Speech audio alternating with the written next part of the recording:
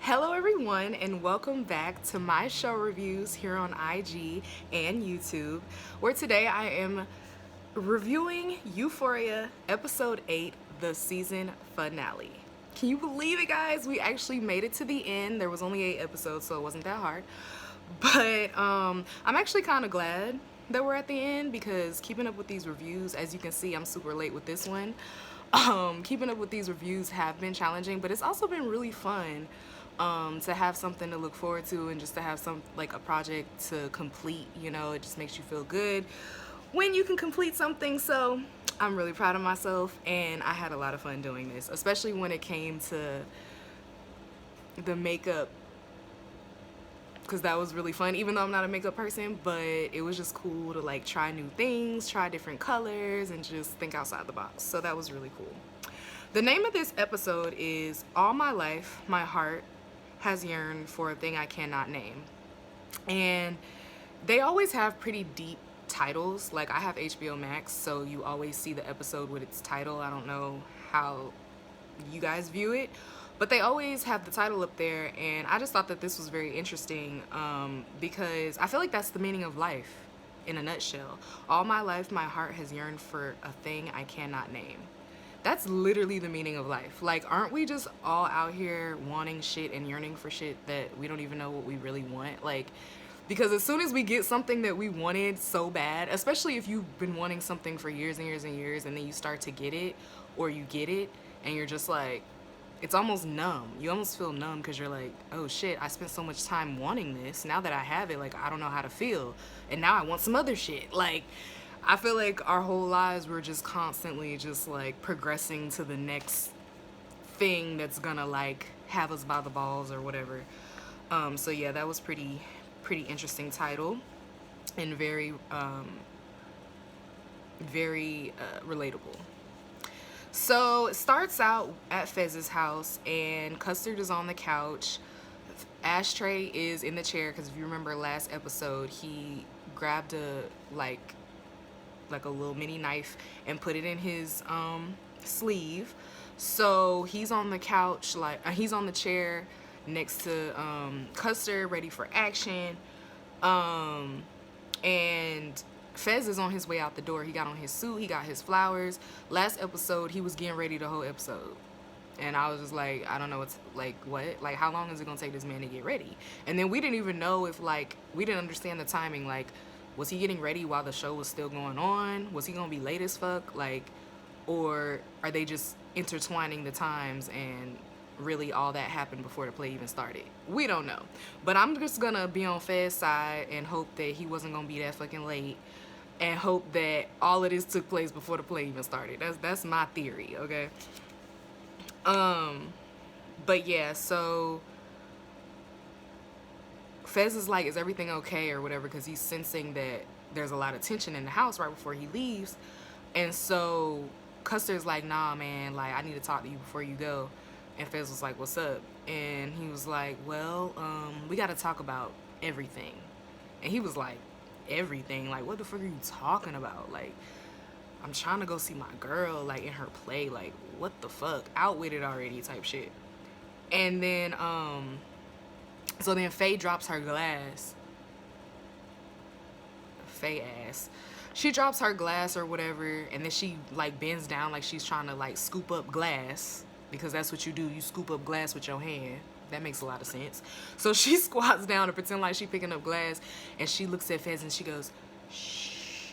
I'm like, girl, now you want to tell somebody to shh? Like, bitch, like, get out of here with that shit. Like, I was just like, and I was watching other reviews, and like, I was, seeing things on Instagram and stuff, and people was like, oh, Faye a real one. Faye, Faye, she came through, da da da. I'm like, that bitch ain't come through. She would have came through if she would have warned him days ago. Like, don't you live with this man? And ain't Custer come see you days and days ago, weeks ago, whenever the fuck it was, and warned you that he was gonna come and be recording him for the cops? So why did you wait till the last fucking second to want to drop a glass and be like, shh, don't say anything? I'm just like, bitch, you could have been told that man what Custer was gonna do, so they could have been prepared. They could have been not home. They could have been like, They could have came up with a plan to escape that whole situation, but you gonna wait till the man is in the house with the phone that's recording, bringing up Mouse's death. Now you want to drop a glass and say, shh. No, she is not a real one. She is not a true one. She is not a trap queen. She ain't shit. She ain't shit because she want to walk around the house in them little bitty ass shorts with the little bitty ass butt cheeks coming out so that fans can look at her so she can get attention from him or whatever the fuck. But you can't fucking tell him, hey, by the way, my ex-boyfriend or my boyfriend or whoever the fuck he is at this point is a op. And he's gonna come over here and he's gonna record y'all talking about Mouse so he can incriminate you and you can go to jail. Like, how hard is that to say?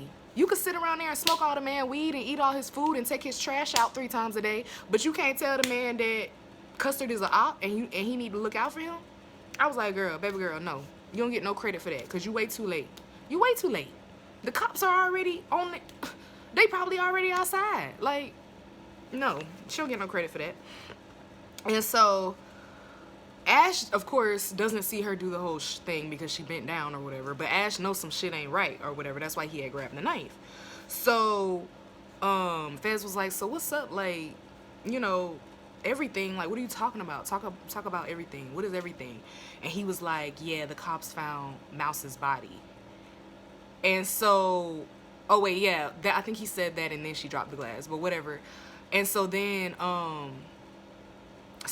Faye gets back up and she's like, oh, didn't you say Lori killed Mouse? Like that crazy, weird drug dealer lady that you be fucking with? Like, didn't you say she killed him? Like, why are you trying to cover up for her?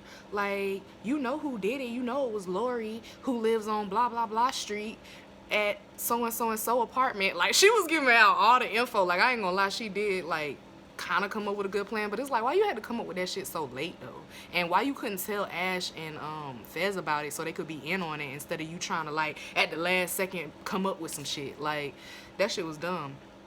But, you know, it would have helped, like, if they could blame Lori and then they lock up Lori. That way Rue is off the hook because we still ain't get the ending to that story about how Rue got out of not owing that lady the money no more. Like, I'm pretty sure she could find her if she wanted to find her, so I don't know why she hasn't found her. Maybe because she in the auditorium watching the play. I don't know.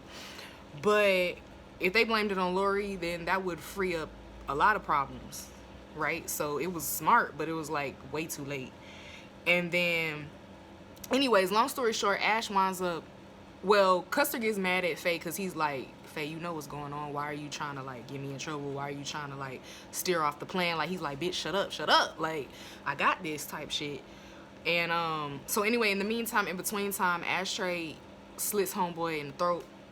She stabs him right in the throat. So now Fez is like, no, Ashtray, no. And I'm just like, Fez, you had to say all that and you know the man recording? So now the police done heard you say, no, Ashtray, no. So now they know, like, when they come in and there's a dead body on the couch, Ashtray did it because you clearly said no, Ashtray, no. So he covers Custer's mouth and, like, suffocates him so he can go ahead and die quietly. So really, technically, Fez did kill that man. But he would have bled out anyway and died. But, like, Fez technically finished the job. So he technically did kill that man and he wanted to take the rap for it, but we'll get to that later. So Fez goes and drops the phone into this cup of ginger ale. Why did ginger ale look so good? I really like ginger ale and Pepsi and Mountain Dew, but that ginger ale just looks fucking good. It was bubbling, it looked cold, and it looked like it was like the gas station cup. I love the gas station. Anyways, I digress. I know, you think I'm weird because I said I love the gas station. You can like stores, you can like places, can't you? Anyways, so then it flashes to, like, Fez and Lexi, like, having a conversation, which, by the way, like, I'm over that. I'm over Fexy.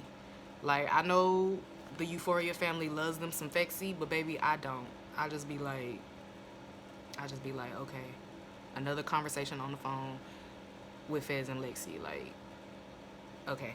So anyways, this time they're talking about, like, their future, and I mean, I understand why they inserted the conversation right there, because you basically know Fez's life is pretty much over. He's either gonna end up dead or go to jail. And so, of course, they want to flash back to him talking about the future he wanted, because now he's probably not gonna get it.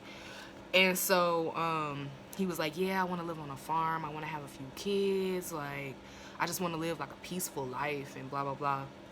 And then he said that he admires Little House on the Prairie. Like, he want a life like Little House on the Prairie.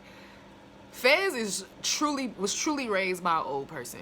Like, Stand By Me, Little House on the Prairie, like, all these old-ass shows and movies and shit. I'm just like, yeah, he was raised by a grandparent. You can tell. You can always tell when somebody raised by their grandparent, because they always like old-ass shit. And you just be like, Little House on the Prairie? Like, that's what you be watching? Little House on the Prairie? Like, I can contest to that, because my mom, I wasn't raised by a grandparent, but my mom was an older, like, she gave birth to me at 33. So by the time I was, like, a kid, she was in her 40s. So it's like, you know what I'm saying? Like, she was older than everybody else's mom or whatever. And Little House on the Prairie was one of the shows that was playing in our household. And actually, to this day, she still watches Little House on the Prairie. So I get it, and I connected with Fez on that, but I was just like, really? Like, even though I related completely, and I grew up watching that shit too, I was still kind of like, really, Fez? That's what we doing? That's what we watching? So, Lexi was like, I've never heard of that, with her young ass.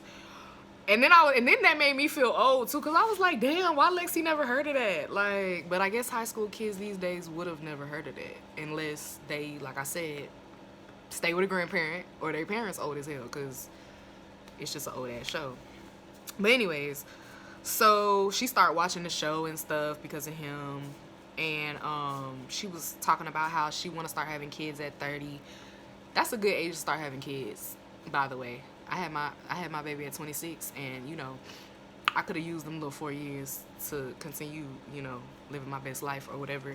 But, you know, God had other plans. But yeah, if you can, wait till your 30s to have kids. Like, live your life, make your mistakes, act a fool, and then when you hit 30, I think that's a good time to, like, settle down and shit. Even though, of course, life isn't gonna work out like that.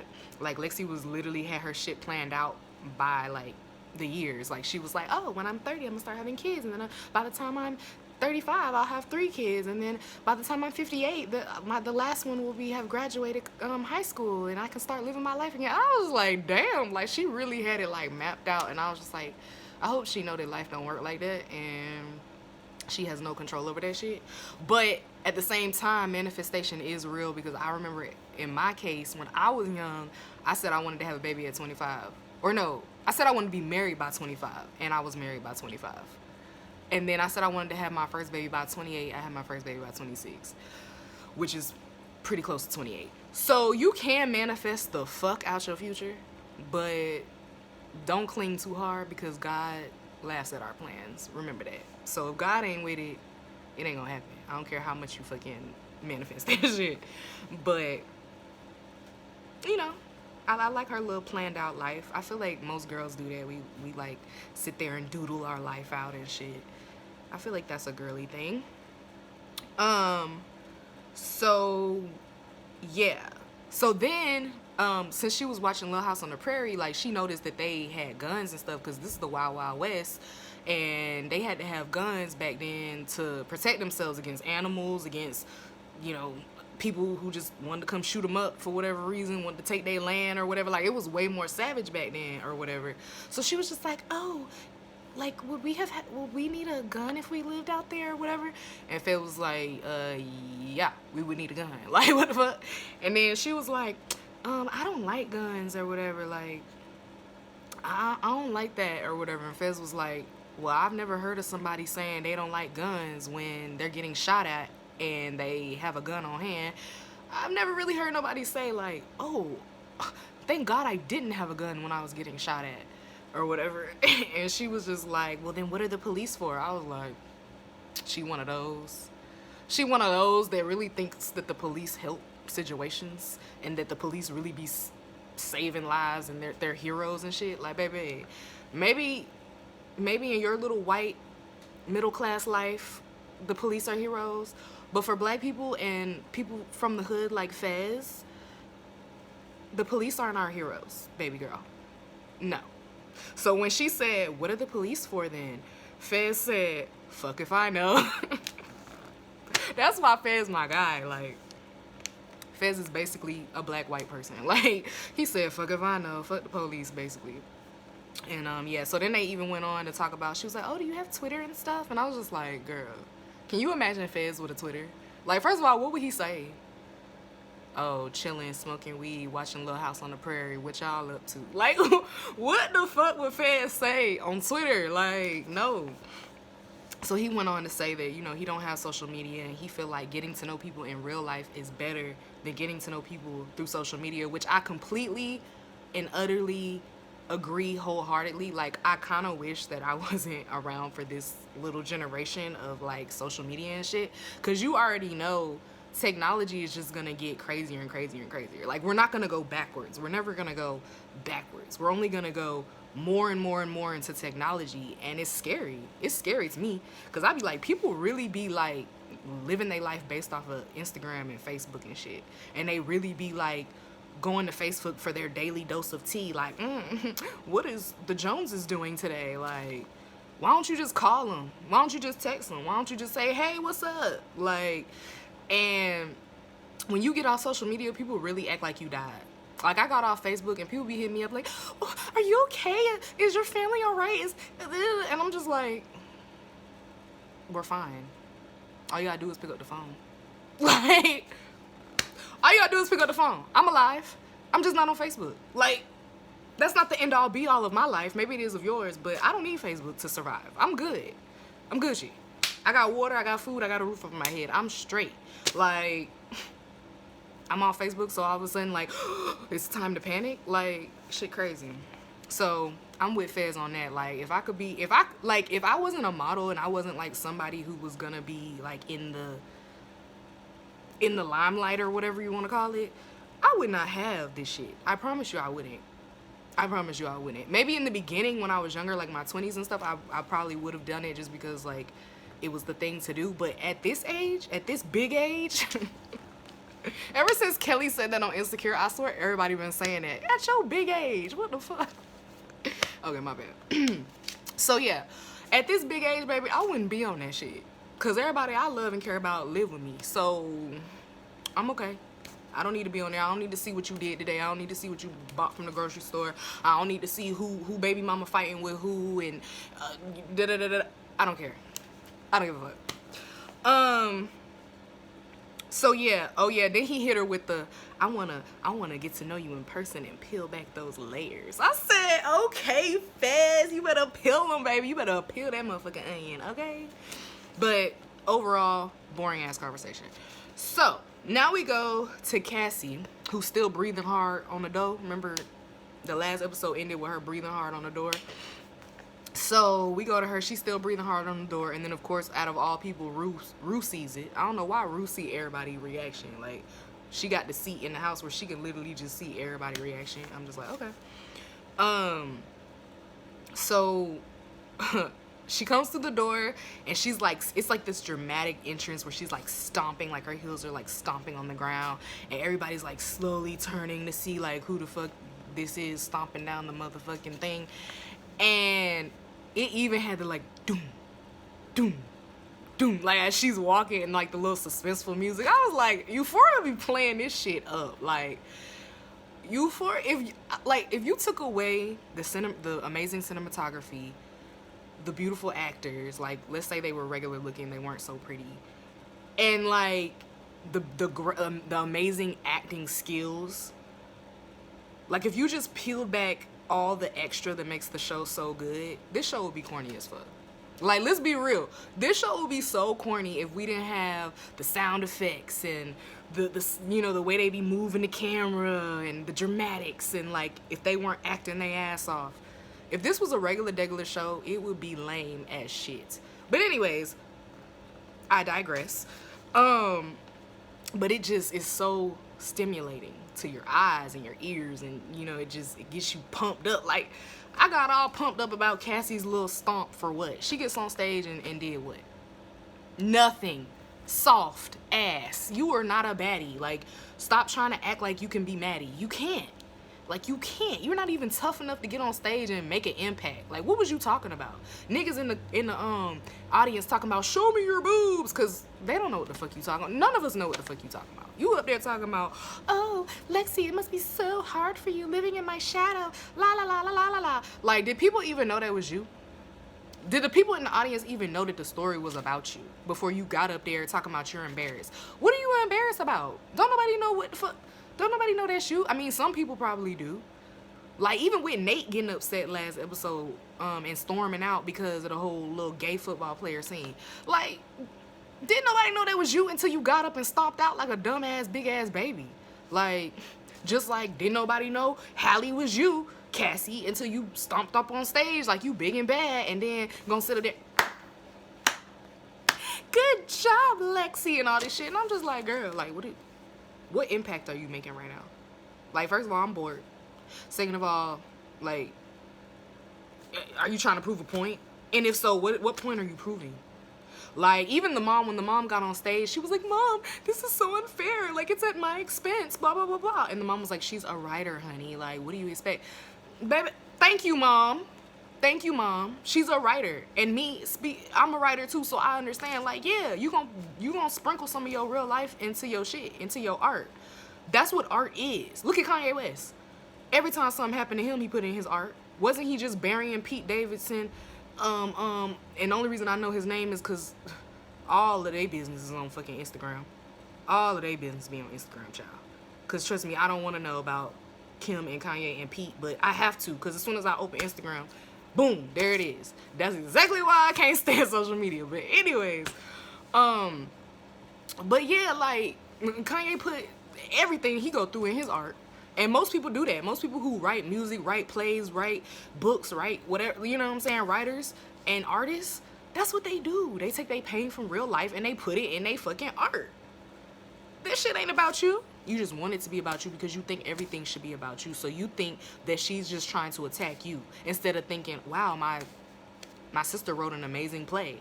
You just thinking, oh, she's trying to embarrass me, and oh, she's so jealous of me, and oh, she wish she was me, and that's why she's doing this. Oh, she wish she could fall in love like I do, and she wish she could be a dumbass bitch like I am, and like, pipe down, ma'am, pipe down.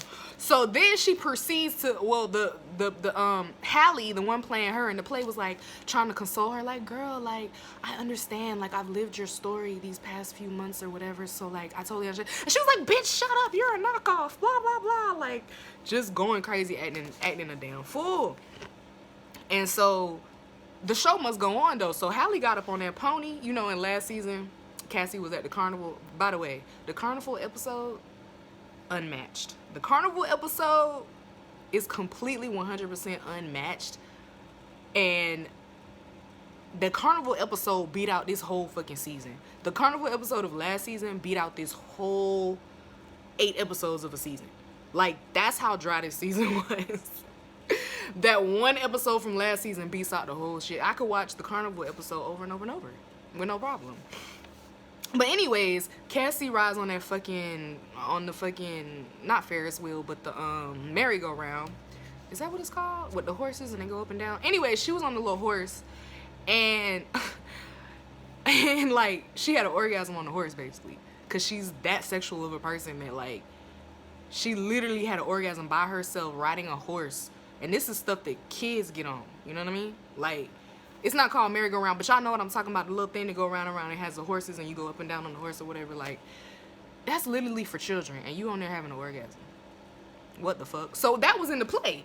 So Hallie gets on the horse and she's sitting there moaning and shit. Oh my God, yes, yes.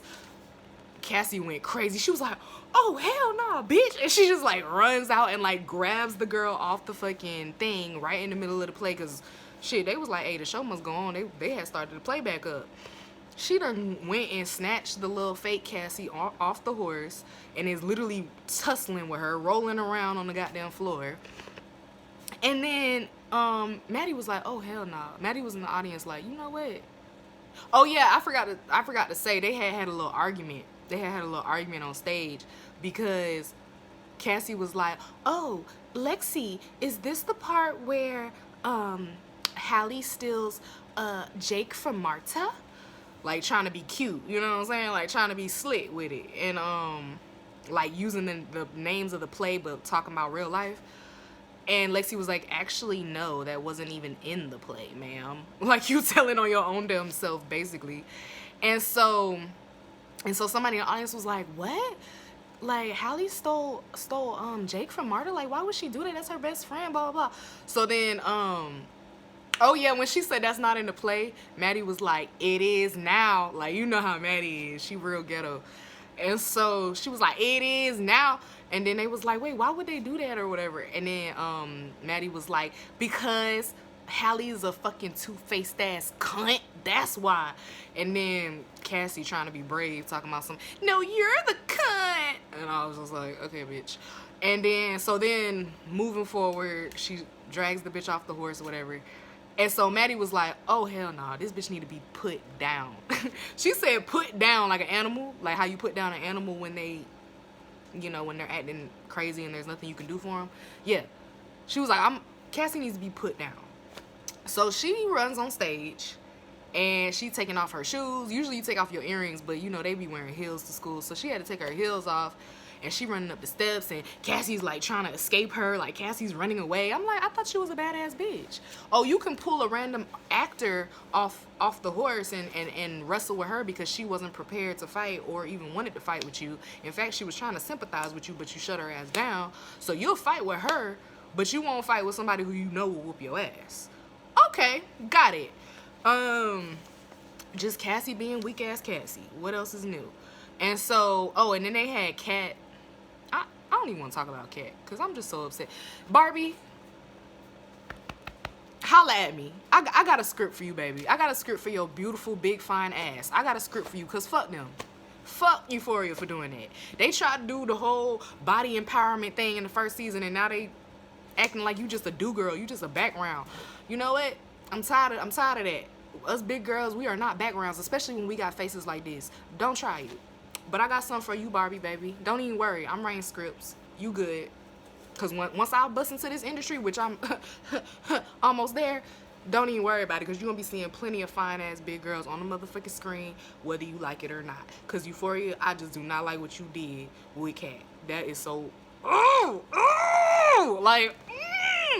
Anyways, okay. Now that I got that out the way, Kat was running behind her talking about, stop, Maddie, stop, don't do it. So I got a question. Why does Kat want to protect Cassie? Wasn't it just the other episode they was on the phone and she was like, yeah, I never trusted Cassie. She just seems like the type of girl to like fuck your man and blah, blah, blah and betray you and this and that. Wasn't you just talking all that rah shit on the phone a couple episodes ago, but now you're trying to stop Maddie from whooping her ass? Why? Let it happen. Let it rip, baby. Let it rip, because the audience, us, not the audience of the play, but us. Well, the audience of the play, they was into it too, because they had their phones out like, World Star, like they was taping the fuck out of that shit. But us who been watching the show and who been invested in this show, we been wanted that beat down to happen. And in fact, it wasn't even good enough. One slap, one push to the wall, and that was basically it. She grabbed her one time and then let her go again. But it was mostly just her chasing her around, like you know, like them cartoon scenes where it be like, dun, dun, dun, dun, dun, dun, dun, dun, dun, dun, dun, dun, dun, dun, dun, and they just be like running around and running here and running there and running all of it. Like that's what it was. It was like a joke almost. Like I don't want it to be a joke. I want it to be like how Fez whooped Nate in the beginning. That's what I wanted for Kat and fuck. It's just too many names, especially with the play names too. It's just like too much. But that's what I wanted for Maddie and Cassie. Like, I wanted her to whoop her ass like how Nate got his ass whooped. And Nate didn't even get his ass whooped good enough because that motherfucker face was back to perfection, like, what, the next episode? With one little scar right here. I'm like, why he got that one little scar at the top? Like, y'all could have just left that scar off because that scar don't mean shit. He should have been fucked up. But anyways, that's another story. So, child, they do the little bootleg ass fight, which I just feel like it should have been more than that. Like, we've been waiting all season for them to fight, and that's what y'all gave us, that little bitty shit. But anyway,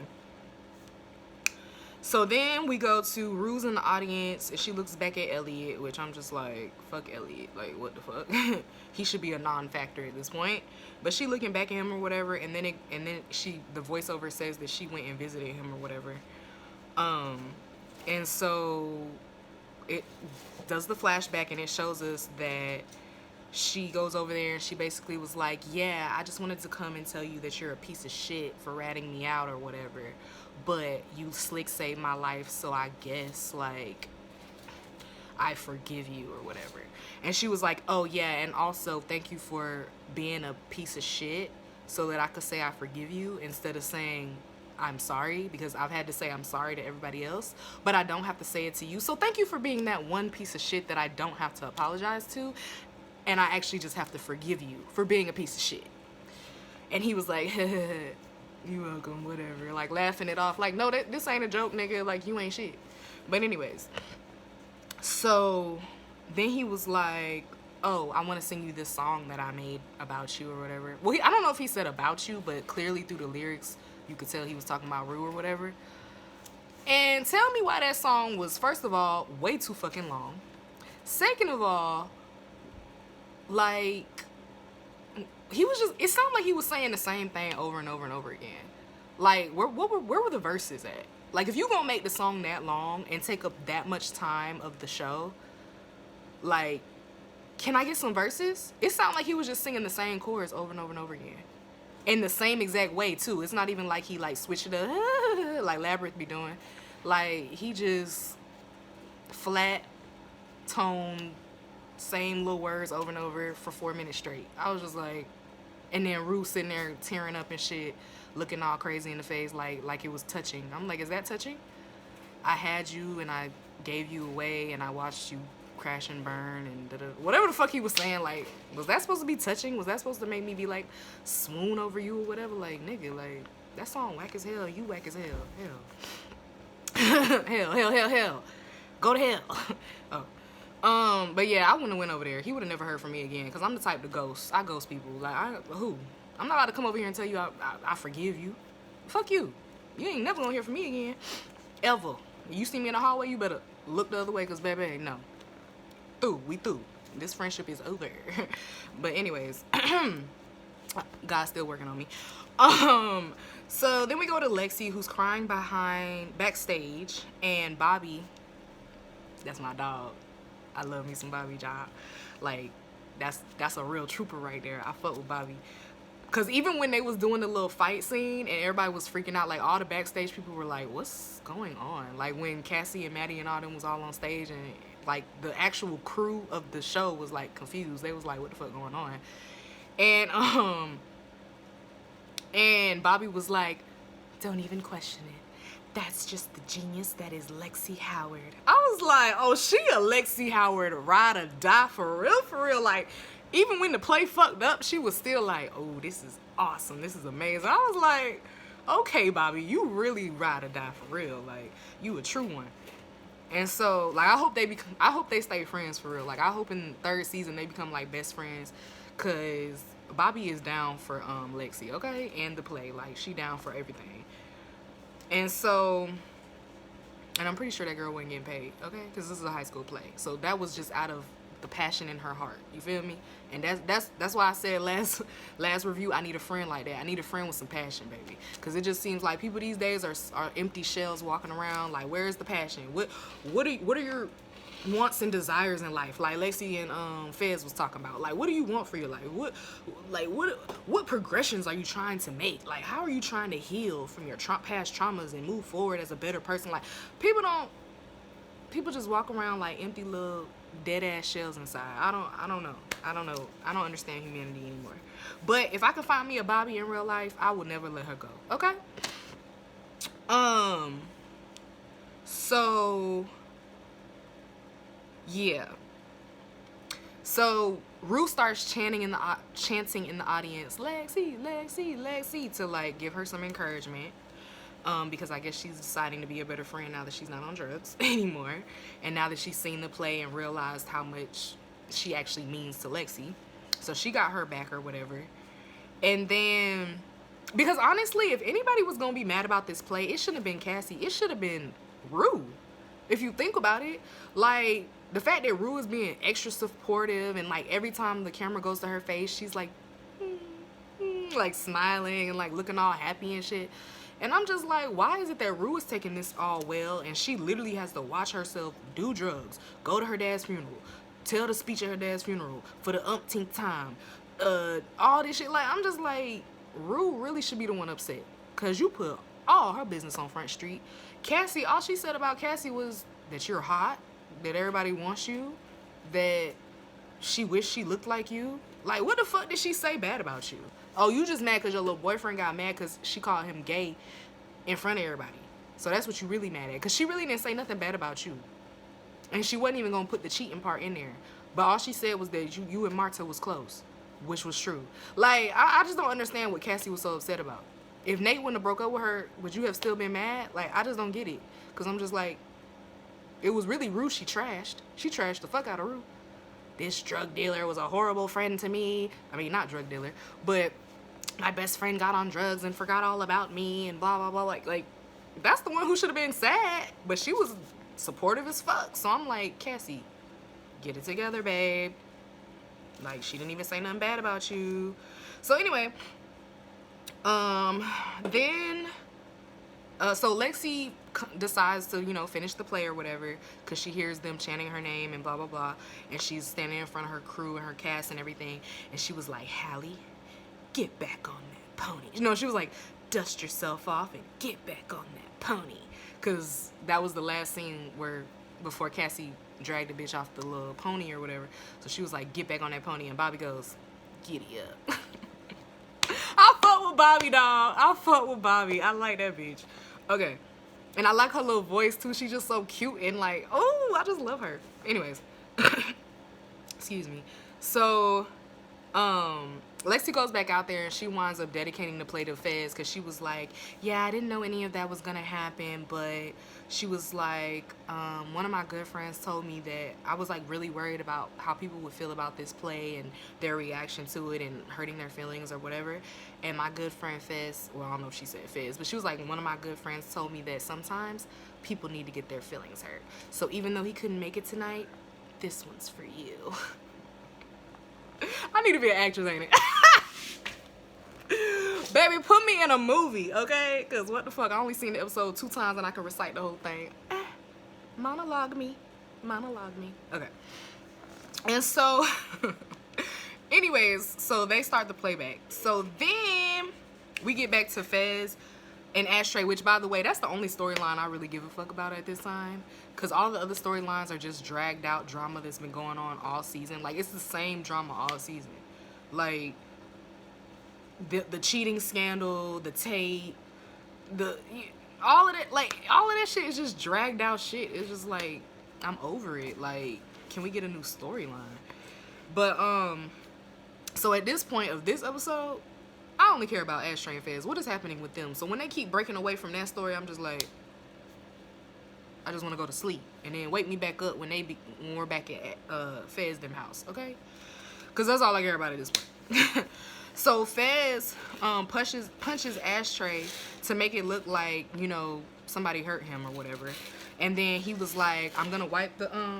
Baby, you making noise. Stop. He was like, I'm gonna wipe your prints off. I'm gonna make it, I'm gonna make it seem like it was me. I'm gonna hold the knife.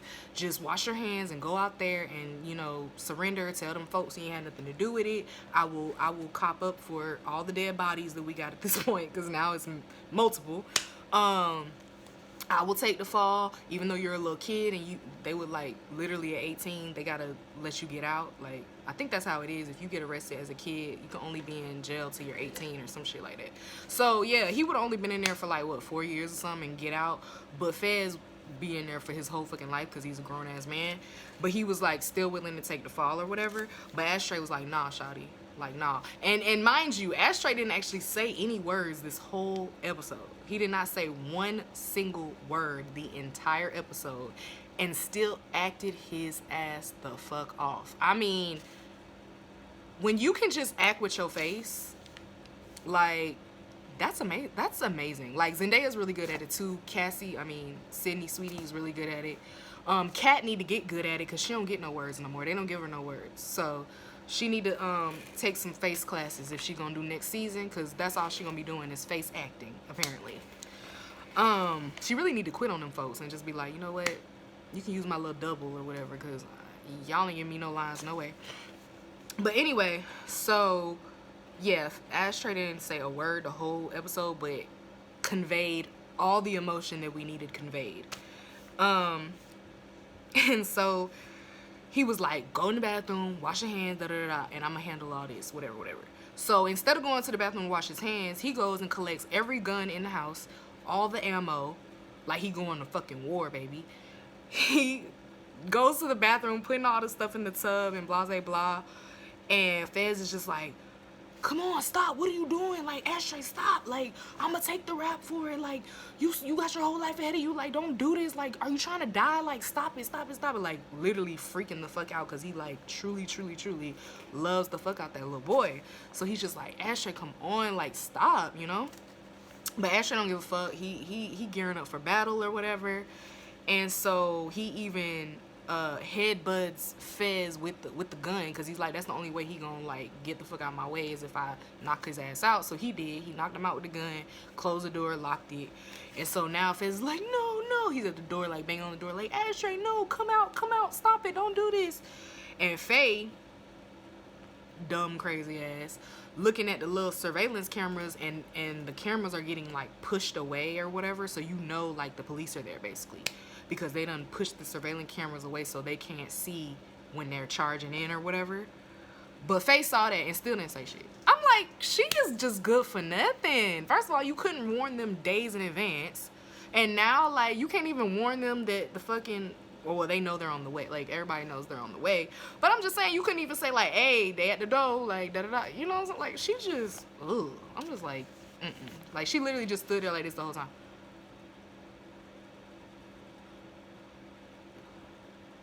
Like, I could have did her part very easily. I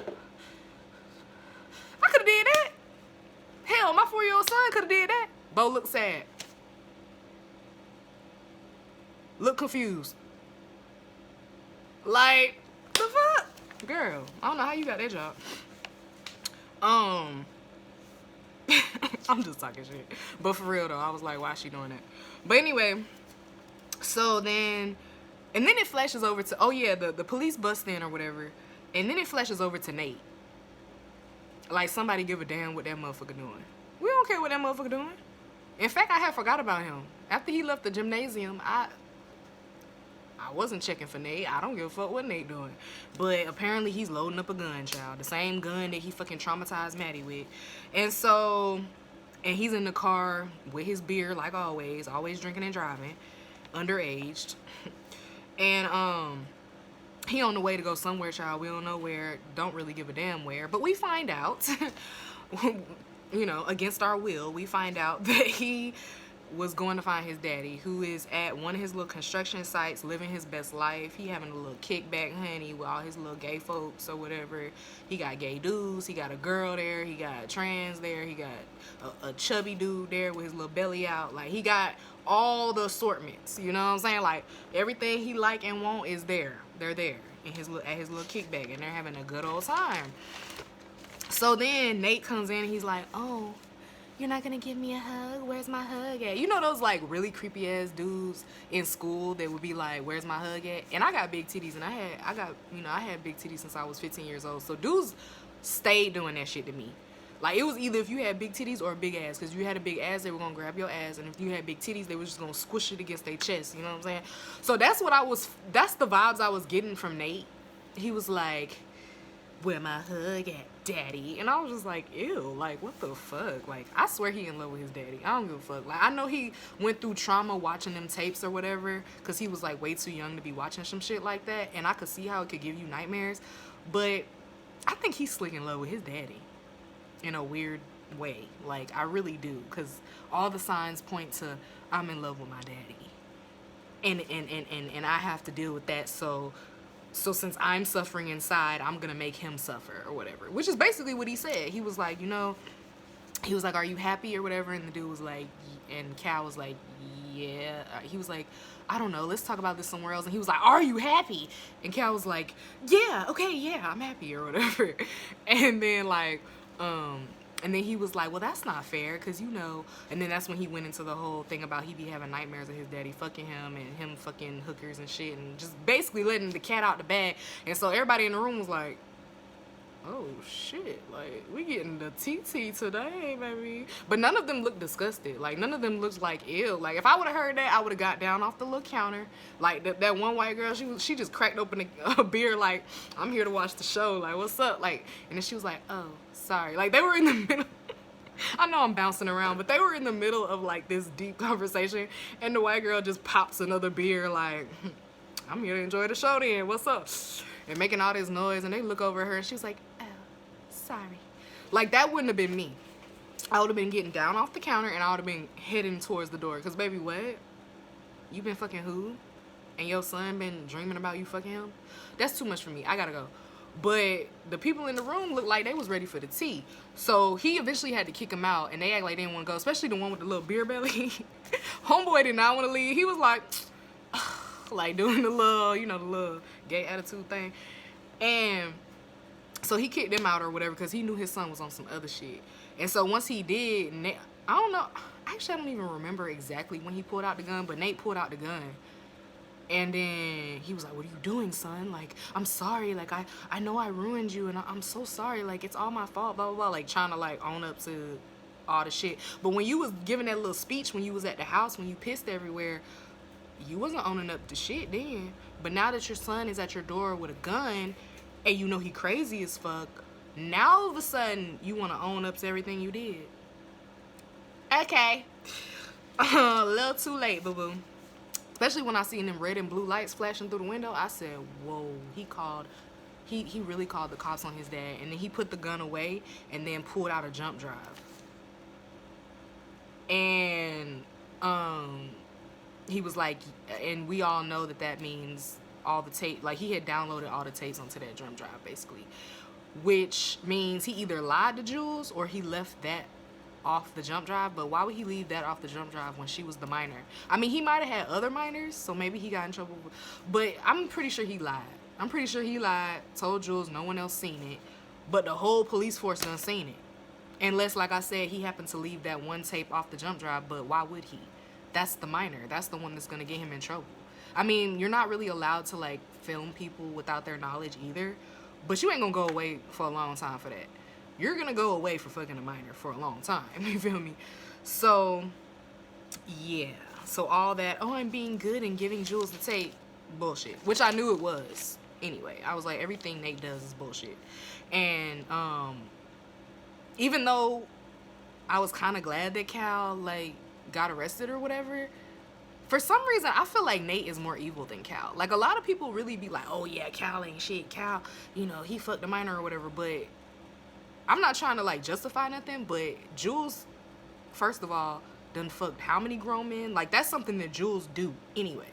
She was fucking grown men way before Cal came into the picture. Like, he was just one person on a fucking 50-person roster of all the grown-ass men that Jules was fucking. So she knew what the fuck she was doing. It's not like he raped her. Like, well, he did kind of rape her because he got rough with her and shit and, like, threw her on the bed and, like, forced his dick in her and shit. So, in a way, ooh, that was very graphic. I'm sorry. But in a way, he did rape her, but she went there to fuck. You feel me? So, it was like, she knew what the fuck she was doing. She the one lied and said she was 22. So, at the end of the day, like, I don't really see Cal as being worse than Nate. A lot of people feel like Cal is worse than Nate. I don't. I would have rather seen Nate go to jail. Because Cal is like, once he left the house, I thought we were done with Cal, to be honest with you. I didn't think we were going to see Cal again. So I was very confused when Nate rolled up on Cal. And then you spent all these seasons trying to protect him just so that you can take him to jail yourself? Why? Because he left? But I thought you was happy he left. But now you mad because, he gets to be happy and you don't? But I thought you were glad he was gone. I thought you was happy. So now all of a sudden you want revenge? After you spent 2 seasons protecting that motherfucker? I just don't get it. I just don't fucking get it. Like, this is what I be talking about when I say Euphoria just be dragging out the same old stories. Like, why? Like, give me something new to worry about. Stress me out with something else. I'm not even stressed by this no more. Like, I don't even care if Cal go to jail. Like, do we really have to rehash that again? Like, I thought the tape thing was over. Like, that's the one thing about Euphoria I don't like. They just drag out the same issues over and over again, and they like to replay stuff. Like I'm gonna get to it soon, but Rue telling that speech at her dad's funeral, like, I'm sorry if this makes me a bad person, but I don't want to go to Rue's dad's funeral again. We go to Rue's dad's funeral almost every episode. How many times do I have to see Rue's dad die? Well, not that I see him die, but how many times do I have to hear her talk about seeing him die and missing him and crying and in that same little fucking sweatshirt? And I'm just like, baby, like, do I have to go to the funeral every episode? Like, next season, can we please just never go to that man's funeral again? Like, we done been to that man's funeral enough times. Like, that man done had about 25 funerals if you count the whole show. We done been to that funeral about 25 times, baby. And it's only 8 episodes, so I don't know how we did that, but we did that, honey. Because I'm just like, we get it. She's sad about her dad. She was already on drugs. She got on harder drugs when her dad died. Okay, we get it. She's mourning her father. Can we move on from that now? Like, no offense, but can we move on from that now? Because you're going to mourn your loved ones for the rest of your life. I'm going to mourn my father's death for the rest of my fucking life. And I have random days where I just think about him all day. That's life. You're going to think about the people. I have grandmas and aunties, people that I miss that I just randomly, they just pop up in my head, or I feel their presence, or I smell something that reminds me of them, and then I think about them and I get sad. Like, yeah, grief is an ongoing thing, but do we have to do it with her? Because I'm just like, baby, like, at some point you got to get a little better. You got to turn a corner and let it go. Not like let it go, like never think about them again, but just let it go. Like, you're letting it torture you, and in turn, we're getting tortured by it. Like, I don't want to be tortured by her father's death anymore. I'm sorry. Whew, that was a tangent. I'm sorry, but I had to get that out. So now we're back at Fed's house, and the cops bust in. They throw Faye to the ground. They see Custard is dead. They're like, hands in the air, hands in the air. He obviously can't put his hands in the air because he's dead. There's a kid in the... Oh, yeah. I was like, what did I write? Okay, so Fez is still at the door, like, knocking on the door, like, trying to get Ashtray to come out. He's not coming out. Like, he's, you know, putting the ammo in the gun. He's getting ready, like, literally getting ready for war. And so the cops come in, and they're like, drop the knife. Put your hands in the air, blah, blah, blah, whatever. And so Fez just kept saying, there's a kid in there. There's a kid in there. Don't shoot. There's a kid in there. There's a kid in there. And you know what? Like, I kind of forgot that Ashtray was a kid. Because he don't act like a kid. So when he kept saying it, I was like, what kid? And then I was like, oh, Ashtray. Okay. Because that baby do not act like a kid, okay? I honestly forgot he was a kid. Like, dead ass. And he kept saying, there's a kid in there, there's a kid in there. I was like, oh, shit, there is. And so I think one of the cops finally shoots the bathroom door. So Ashtray go ham. He let the ammo fly, baby. He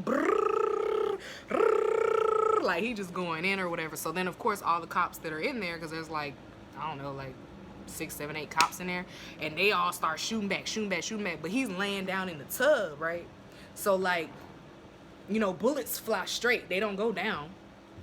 I mean, they just fly straight ahead, right? So he's smart as hell. He in the tub like this, and the bullets are just going right over him, hitting like that.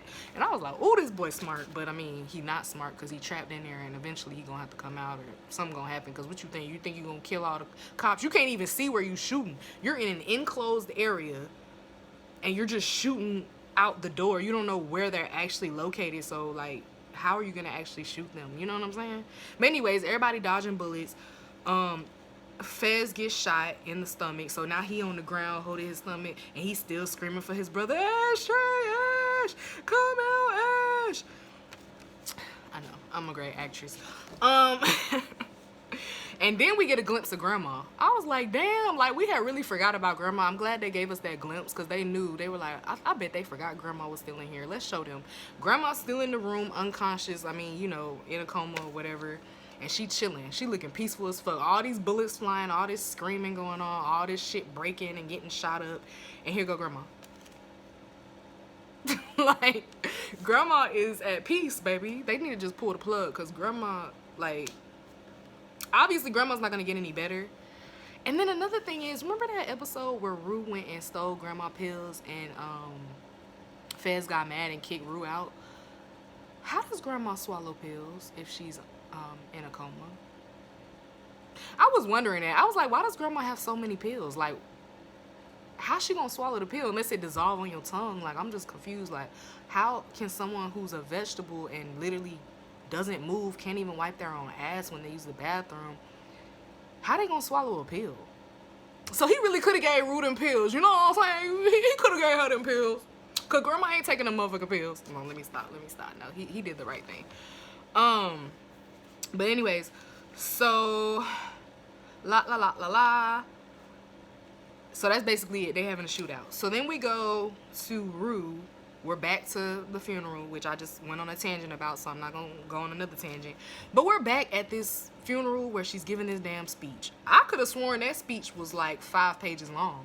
Then they even showed us the little paper. It was like it was like 2 paragraphs on a notebook paper. I was like, as long as we've been watching that girl get that speech, that shit should be 5 pages long. Like, longest speech in the history of life. Okay? Longest speech in the history of funerals. Okay? Because I didn't even know you were supposed to give a speech at a funeral. But, okay.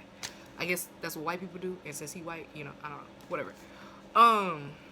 Because at black funerals, you just, you wing it. You wing it. And they only give you like 5 minutes to talk. You know what I'm saying? They be like, you know, let's speed it along so we can get to the food. You know what I'm saying? Like, not to be insensitive, but we alive and we hungry. You feel me?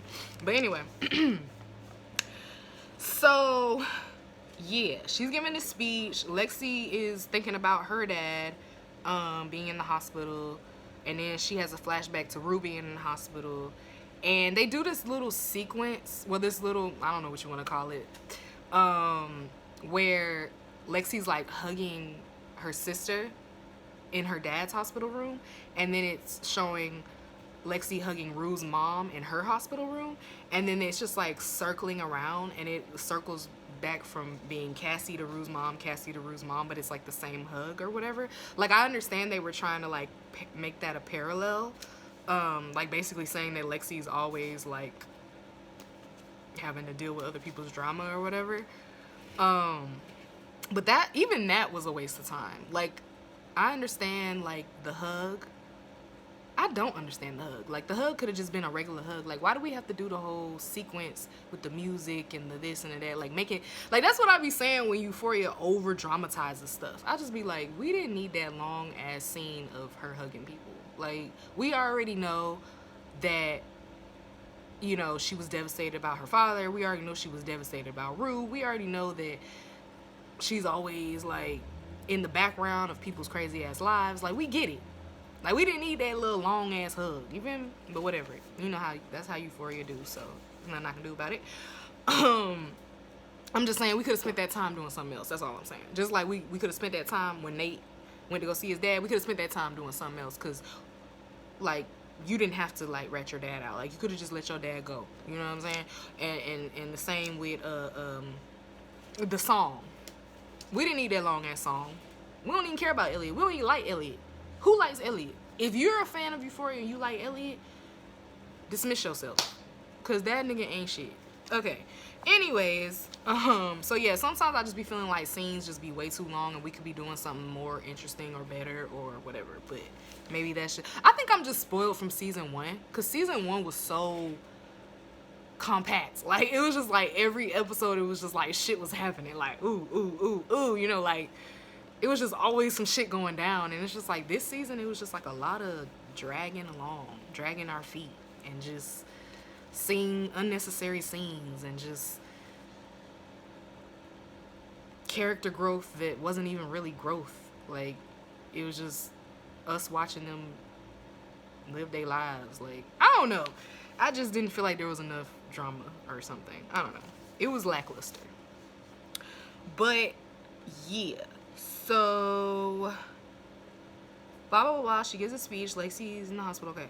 Her, okay, so then it stops at Lexi like laying on her mom's lap, and her mom was like, all your life you've had to like be the one taking care of people. Like, I understand that, and I understand why it makes you sad, and I understand that that's not fair, and blah blah blah, whatever.